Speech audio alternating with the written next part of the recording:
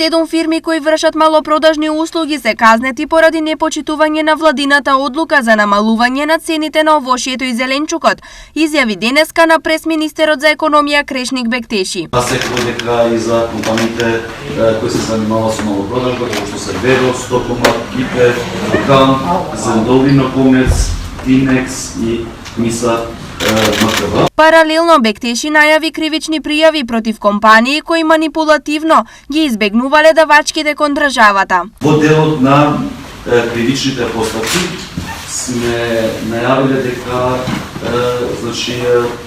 избегување на давачки од над 10.000 евра е кривично и веќе се утврдени дека неколку компании тоа го направиле.